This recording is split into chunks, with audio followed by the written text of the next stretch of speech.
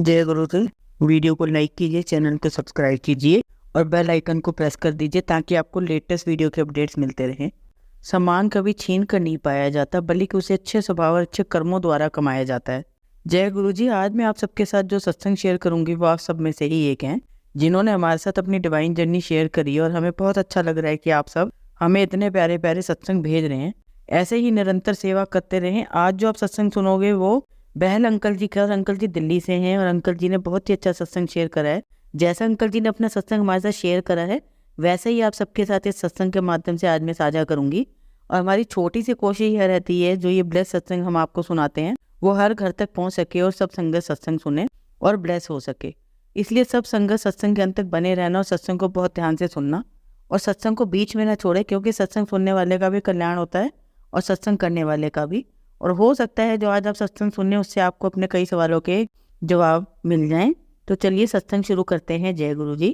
1997-98 में मुझे परिवार सहित गुरु जी से मिलने का सौभाग्य प्राप्त हुआ। यह मेरे एक मित्र के कहने पर संभव हुआ, जो गुरु जी से आशीर्वाद करने के पश्चात अत्यंत प्रभावित हुए थे। इस अवधि में मेरी पत्नी नीता हृदय रोग से पीड़ित रही थी। मैं उसे हमारे पारिवारिक चिकित्सक के पास ले जा चुका था। उन्होंने ECG और TMT के साथ कुछ अन्य परीक्षण भी करवाने को कहा था। ECG के परिणाम सही नहीं थे। TMT में एक गतिशील पट्टे पर उसे चलना था, किंतु वह उस पर 1 मिनट भी नहीं चल पाई थी। उसका रक्तचाप 2000 के ऊपर पहुंच गया था और चिकित्सक ने परीक्षण रोक दिया था। पारिवारिक चिकित्सक को बताने पर उन्होंने थैलियम परीक्षण करवाने को कहा। मैंने सीताराम भारतीय चिकित्सालय में परीक्षण के लिए नियुक्ति ले ली थी। स्ट्रेस थैलियम परीक्षण से पूर्व हम गुरुजी से मिले और उनको पत्नी के स्वास्थ्य से अवगत कराया। गुरुजी ने बड़े ध्यान से पूरा वृत्तांत सुना और फिर मेरी पत्नी का हाथ पकड़कर उसे बड़ी जोर से झटका दिया। यह करने के पश्चात उन्होंने उसे 3 दिन तक निरंतर वृक्ष के बाएं भाग में 17 पान के पत्ते लगाने का परामर्श दिया। मेरी पत्नी को लगा जैसे उसका हाथ अपने जोड़े से निकल आया है, परंतु उसी दिन वह तीव्र पीड़ा जो उसे सदा लगी रहती थी, एम्पायर स्टेट में बैठे हुए ही कम होने लगी थी। मेरी पत्नी ने गुरुजी के परामर्श के अनुसार पान के पत्ते लगाए। उसी रात्रि को उसे स्वप्न आया कि गुरुजी ने उसके हृदय की शल्य क्रिया करके उसका उपचार कर दिया है। उसने बताया कि उस अवधि में उसे बहुत पसीना आया था और उससे वह जग गई थी।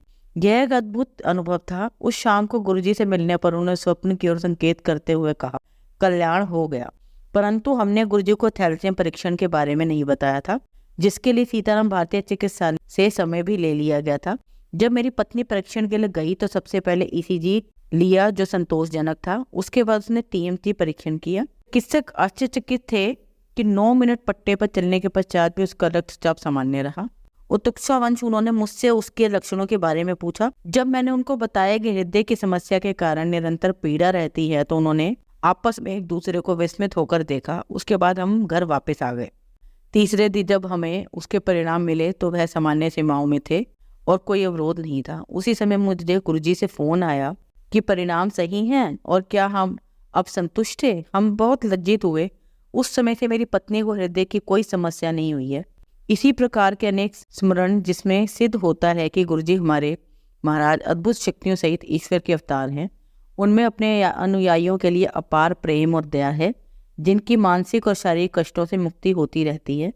गुरुजी की शरण प्राप्त कर और प्रतिदिन उनकी कृपा के पात्र बनकर हम अत्यंत भाग्यशाली हैं। जय गुरु जी। संगत जी, अब हम गुड़गांव से नंदिता आंटी जी का सत्संग सुनेंगे। अपने परिवार के घनिष्ठ मित्र के माध्यम से मैं गुरुजी से 2004 में मिली। पहली बार मंदिर जाते हुए मुझे पता नहीं था कि वहां पर क्या होगा। एक हॉल में बहुत से भक्त बैठे हुए थे। गुरुजी के बहुत बड़े बड़े चित्र थे और गुरुजी स्वयं एक सिंहासन पर आसीन थे। मैंने भी जाकर गुरुजी के चरण स्पर्श किए और फिर एक दीवार के साथ जाकर बैठ गई। हर बार जब मैं गुरुजी की ओर देखती थी मुझे लगता था कि वह मुझे ही देख रहे हैं। मैं अपने नेत्र बंद कर सुंदर भजनों के रस में डूब गई। 1-2 बार मैंने अपनी आंखें खोलने का प्रयास किया पर नहीं कर पाई। अचानक कुछ अनूठा हुआ। मुझे गुलाब के फूलों की सुगंध आई। यह अर्घ या अगरबत्ती सी नहीं थी, क्योंकि वहां पर वह वस्तुएं नहीं थी। यह तो ताजे गुलाबों की महक थी। उनकी सुगंध चारों ओर से लहरों की भांति आ रही थी और मैं उनके आनंद में डूब रही थी। मैंने अपनी आंखें खोली और देखा कि गुलाब तो कहीं नहीं थे, केवल कुछ अप्राकृतिक पुष्प रखे हुए थे। मैंने गुरुजी की ओर देखा तो वह मुझे देख रहे थे। वह बोले, हुण दस प्रैक्टिकल के सी समझा सकती हो यह क्या था? और मैं उसका विश्लेषण नहीं कर पाई। भला मैं कैसे उनसे प्रश्न करती। मुझे गुरुजी के पास इसलिए लाया गया था क्योंकि चिकित्सक ने मेरे मस्तिष्क में ट्यूमर बताया था। वह मेरी दृष्टि के नस के ऊपर था और अधिक बढ़ने पर मैं दृष्टिहीन भी हो सकती थी। मुझे अति तीव्र औषधियां दी जा रही थी, प्रतिदिन 3 ब्रोमोक्रोप्टिन। उसके कारण मैं अत्यंत व्याकुल रहती थी। मैं कार्यरत हूँ और अपना कार्य ठीक से नहीं कर पाती थी। मैं गुरुजी के पास जाकर शांति से बैठकर प्रार्थना करती थी। मैं आशा करती थी कि शल्य क्रिया करवाकर ट्यूमर को निकलवा दूं और औषधियां बंद कर दूं। गुरुजी ने मेरी विनती सुन ली। औषधियों के साथ भी वह बढ़ता जा रहा था और अक्टूबर 2004 में मेरी शल्य क्रिया हुई। उन्होंने मुझसे तिथि, चिकित्सालय और चिकित्सक का नाम पूछा और बोले कि उनका आशीर्वाद मेरे साथ है और मुझे कुछ नहीं होगा। मुझे भी पता था कि अब कुछ मान्य नहीं हो सकता है। यह एक अत्यंत जटिल शल्य प्रक्रिया थी, पर मैं प्रसन्न थी। मुझे पता था कि गुरुजी मेरे साथ है। मेरा स्वास्थ्य लाभ अनुमान से कहीं अधिक तीव्र गति से हुआ और कीमोथेरेपी, जो समानतः 2 महीने के उपरांत शुरू करनी थी, 3 सप्ताह के बाद ही आरंभ कर दी गई। किसी को विश्वास नहीं हो रहा था। चिकित्सालय से बाहर आते ही मैं गुरुजी को धन्यवाद करने गई तो उन्होंने मुझे नए जीवन पर बधाई दी। मुझे पता था कि उन्होंने मुझे नव जीवन प्रदान किया है। रेडिएशन चिकित्सा होते हुए भी मेरे ऊपर कोई दुष्प्रभाव नहीं हुआ। मैं अन्य रोगियों को स्ट्रेचर और पहिए वाली कुर्सियों पर बाहर आते हुए देखती थी। इसके विपरीत उन दिनों प्रातः मैं अपने कार्यालय का काम करने के बाद चिकित्सालय जाती थी और उसके उपरांत बाजार में घूमती थी। मैं सामान्य जीवन व्यतीत कर रही थी। सब गुरुजी की कृपा का फल था। जिन दिनों मैं अपोलो चिकित्सालय में अपनी रेडिएशन चिकित्सा के लिए जा रही थी, गुरुजी ने अनेक अन्य उन रोगियों पर भी अपनी दया वृष्टि करी जिनके संपर्क में आई थी। मुझे एक 9 वर्षीय बच्चे का संदर्भ याद है जिसे मस्तिष्क में ट्यूमर था। उसके अभिभावकों को चिकित्सा कुछ दिनों तक रोकनी पड़ी क्योंकि उसके निर्धन पिता, जो कहीं दूर सरकारी नौकरी कर रहे थे, अवकाश लेकर आए थे। उसकी चिकित्सा में समय लग रहा था और जितना अधिक समय लगता उतना ही उनको धन का अभाव होता। मेरे पास गुरुजी का एक लॉकेट था। मैं अपने साथ सदा गुरुजी का चित्र रखती हूँ। मैंने उसकी माँ को वह लॉकेट उसकी आंखों पर प्रतिदिन रखने के लिए कहा। मुझे विश्वास था कि गुरुजी उसकी सहायता अवश्य करेंगे। 1 सप्ताह के बाद वह मुझे पुनः मिले। वह बालक कीमोथेरेपी के लिए वापस आ गया था और अधिक स्वस्थ दिख रहा था। उसकी माँ ने कहा कि जब से उसने लॉकेट उसके ऊपर प्रतिदिन प्रातः रखना आरम्भ किया, वह अच्छा होने लगा है और चिकित्सक भी उसका स्वास्थ्य लाभ देखकर अचंभित हैं। जब मेरा बेटा 2.5 वर्ष का था, मेरी चिकित्सा के तुरंत बाद हमें पता लगा कि शौच करते हुए उसमें रक्त भी आ रहा है। परीक्षण करवाए गए। उसके बाद हमें बताया गया कि उसके मलाई की शल्य क्रिया होगी जिसमें 45 मिनट से 1 घंटे तक का समय लगेगा। भाव प्रतीक्षा करते हुए गुरुजी से यही विनती करती रही कि वह अंदर जय के साथ रहें। उस प्रक्रिया में 3 घंटे लग गए। जब चिकित्सकों ने हमें अंदर बुलाया तो वह चिंतित थे। इतनी देर लगने का कारण उनको मिली दूषित फुंसियां थी जिनकी बायोप्सी करवानी थी। उन 4 दिनों में मैं अत्यंत व्याकुल रही। मैं गुरुजी से हर समय उनकी कृपा के लिए प्रार्थना करती रही। गुरुजी ने जय को आशीर्वाद दिया। परिणामों में कुछ विशेष नहीं निकला, केवल साधारण संक्रमण जो 1 सप्ताह की औषधि से चला गया। उस घटना को अब हम भूल गए हैं। गुरुजी ने सदा मेरी कामनाएं पूर्ण करी हैं, भले ही वह भौतिक हो या स्वास्थ्य संबंधी। गुरुजी के पास जाने पर उनको पता चल जाता है कि हमें किस वस्तु की आवश्यकता है। हम उसके प्रति अनजान रहते हैं। वह दोनों प्रदान करते हैं। उनको कुछ भी कहने की आवश्यकता नहीं है। मैं उनके बारे में पूरे दिन बैठकर लिख सकती हूँ कि उन्होंने हमारे लिए कितना कुछ किया है, पर जैसा वह स्वयं कहते हैं, शॉर्ट में सुनाई। हम सब पर दया करने के लिए आपका बहुत बहुत धन्यवाद। जय गुरु जी। आज आप सबको एक कहानी सुनाती हूँ। आप सब इस कहानी को बहुत ध्यान से और शांत वातावरण में सुनना। आज की कहानी का शीर्षक है हाउ ड्रीम बिकम्स रियलिटी। जब भी सफल लोगों की बात करी जाती है तो एपीजे अब्दुल कलाम का नाम हर किसी की जुबान में आता ही है। एपीजे अब्दुल कलाम ने अपनी जिंदगी में कई सारी कठिनाइयों का सामना करके सफलता के शिखर को छुआ। 8 साल की छोटी उम्र में उन्होंने अखबार बेचकर अपनी पढ़ाई और घर का खर्च चलाने में मदद करी।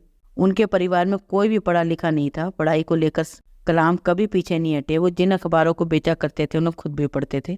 एपीजे अब्दुल कलाम की जिंदगी की कहानी हम सभी के लिए प्रेरणा की पाठशाला है, जिससे हम बहुत कुछ सीख सकते हैं। अपनी मेहनत के दम पर वो एक महान वैज्ञानिक, रक्षा मंत्री और देश के राष्ट्रपति भी बने। मिसाइल और परमाणु विज्ञान के क्षेत्र में उनका अहम योगदान है। आज हम सभी उन्हें मिसाइल मैन के नाम से भी जानते हैं। वैसे तो अब्दुल कलाम सर का पूरा जीवन ही हमारे लिए बहुत बड़ी सीख है। उनके बारे में जितना लिखा जाए उतना कम है, लेकिन आज हम उनकी ज़िंदगी के बारे में नहीं बल्कि उनके सपने के बारे में आपको बताने वाले हैं। जैसे हम सभी का कोई ना कोई सपना होता है, उसे पाने के लिए हम दिन रात कुछ ना कुछ करते रहते हैं। इसी तरह एक सपना 23 साल की उम्र में डॉक्टर एपीजे अब्दुल कलाम ने भी देखा था। लेकिन वो पूरा कैसे हुआ, यही आज की इस कहानी के जरिए हम सब जानेंगे। एक बार एक इंटरव्यू के दौरान एपीजे अब्दुल कलाम ने बताया, जब मैं 23 साल का था तो मैंने एक सपना देखा कि मैं एक दिन पायलट बनूंगा। इसके बाद उस सपने को पूरा करने के लिए मैंने एरोनॉटिकल इंजीनियरिंग की पढ़ाई शुरू करी। अपनी पढ़ाई पूरी करने के बाद मैं एयरफोर्स में गया, लेकिन उन्होंने मुझे सिलेक्ट नहीं किया। उनके पास 9 सीटें थी और 10 सिलेक्टेड लोगों में से एक मैं ही था जिसका सिलेक्शन नहीं हो पाया और मैं हार गया। लेकिन जब मैं राष्ट्रपति बना तो मैं सेनाओं का सुप्रीम कमांडर भी बना और तब मैंने ये स्टाफ के चीफ को बताया कि मैं फ्लाइंग सीखना चाहता हूँ। उन्होंने कहा मैं आपको इसके लिए पहले ट्रेनिंग दूंगा। उन्होंने मुझे 6 महीने तक ट्रेनिंग दी और फिर मैंने सुखोई 30 MK1 उड़ाया। इस कहानी का मैसेज है, dreams transform into thoughts and thoughts result into action. सपने विचारों में बदल जाते हैं और विचार कार्य के रूप में परिणाम देते हैं। डॉक्टर एपीजे अब्दुल कलाम की ये बात हमें इस बात की प्रेरणा देती है कि सपने तब पूरे होते हैं जब वो आपके विचार बन जाते हैं। हम हर रात कुछ बनने के सपने देखते हैं, सुबह होते ही वो सपने नींद खुलते ही गायब हो जाते हैं। हर दिन के साथ हमारे सपने भी बदले जाते हैं और अंत में वो अधूरे ही रह जाते हैं। जिंदगी में कुछ बनने का एक सपना रखो और उस सपने को हमेशा अपने विचारों में बनाए रखो। खुद को हमेशा ये याद दिलाते रहो कि मुझे ये बनना है या ये करना है। सपना हमेशा बड़ा देखें। जब हम बड़े सपने देखते हैं और हम अपने दिमाग को सक्रिय कर देते हैं और हमारे दिमाग में ये विचार आने लगते हैं कि कैसे हम अपने सपने को साकार कर सकते हैं। जैसे जैसे विचार आते रहते हैं मन में, योजनाएं बनने लगती हैं, नए नए आइडियाज आने लगते हैं। उन योजनाओं के अनुसार हम कार्रवाई कर सकते हैं और हमारे सपनों को एक दिशा मिल जाती है। जब आपका सपना आपके विचारों में रहेगा तभी आपको परिणाम मिल पाएंगे, वरना आप सब सपने ही देखते रह जाएंगे। डॉक्टर कलाम सपनों की शक्ति में बहुत विश्वास रखते हैं। वे अक्सर युवाओं को बड़े सपने देखने और अपनी आकांक्षाओं को पूरा न छोड़ने के लिए एनकरेज करते हैं। उनका मानना था कि अगर हम ठान ले तो कुछ भी संभव है। उन्होंने जो सपना 23 साल की उम्र में देखा था वो पूरा हुआ 74 साल की उम्र में, और सपने को पूरा होने में 52 साल लग गए। लेकिन इतने सालों में कभी वो अपने सपने को नहीं भूले। 74 साल की उम्र में उन्होंने पायलट के रूप में पहली बार फाइटर प्लेन उड़ाया। एक हम है जो रात का सपना देखते हैं और सोचते हैं कि सुबह उठते ही वो पूरा हो जाएगा। ऐसे सपने सिर्फ फिल्मों में पूरे होते हैं, असल जिंदगी में मेहनत और टाइम दोनों लगते हैं। जो लोग अपने सपनों को पूरा करने की चाह रखते हैं वो एक न एक दिन उन्हें हासिल कर ही लेते हैं। सपना देखना कोई बुरी बात नहीं है, लेकिन उन सपनों को पूरा करना भी जरूरी है। ऐसा नहीं है कि आपको अपना हर सपना पूरा ही करना है। कुछ सपने ऐसे होते हैं जिन्हें देखकर हम खुश हो जाते हैं, लेकिन एक या दो सपने हर किसी के ऐसे जरूर होते हैं जिन्हें पूरा करना उनकी मजबूरी चुनौती दोनों होती हैं। इसलिए अपने सपनों के पीछे लगे रहो, उन्हें अपने विचारों में लाओ। जो चीजें अपनी हैं वो किसी भी हाल में करनी है। सपने पूरे होंगे, बस कभी गिव अप मत करना। जब तक सांसें चलती रहेंगी तब तक कोशिश जारी रहेगी। यही जिंदगी है। जय गुरु जी। संगत जी, अगर आपको आज का सत्संग अच्छा लगा हो तो आप इस सत्संग को और संगत के साथ जरूर साझा करें, जिससे वो भी महाराज का दिव्य आशीर्वाद प्राप्त कर सकें। जय गुरु जी। शुक्राना गुरु जी।